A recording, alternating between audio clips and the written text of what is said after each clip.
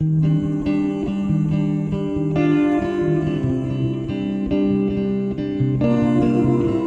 today we're at Salon Privé, which is held at Scion Park, and we've got a fabulous selection of cars and the Group C Porsche collection.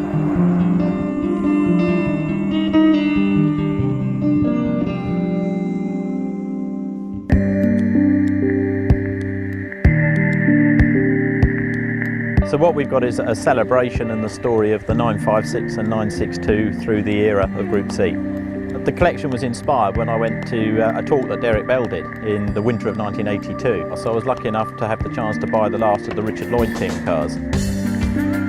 I really wanted a car that Derek had driven. It was really important to me, and with the Lloyd car, it's the 89 and 90 car, so it's quite famous because it's the only car Damon Hill drove. So he drove it at Le Mans in 89 with David Hobbs, and it was then the lead team car for 1990. But I did find that Derek had actually qualified it in one of the races, and they switched to the earlier car for the race. So I ticked the box that I finally got a car that Derek Bell's driven, so that was fantastic. To drive in the 1980s was just a dream come true, because I really didn't realise what was coming out of Porsche until they turned up with a 956. I realised that's going to be part of the team, and you know, from then on we just won race after race between us. It wasn't always me, it was sometimes Jackie, sometimes Jochen Mass, you know, and so on, but it was just an amazing era to be part of.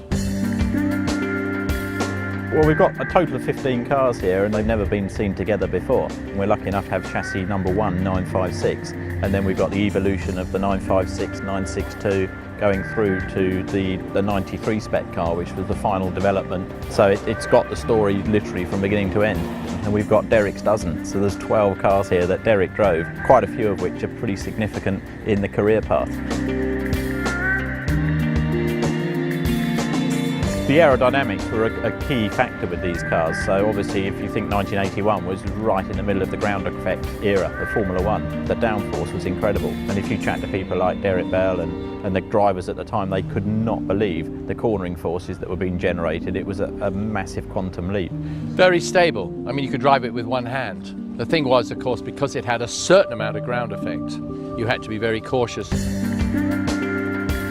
Back in 1981, Peter Schutz, who obviously was heading up Porsche at the time, saw the 924 Carrera GTRs racing at Le Mans and said, well, why are we running for a class win? You know, Porsche's all about winning Le Mans.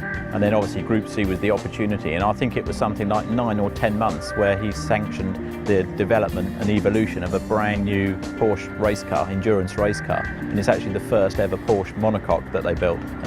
So it was so many new factors that came in all in one go.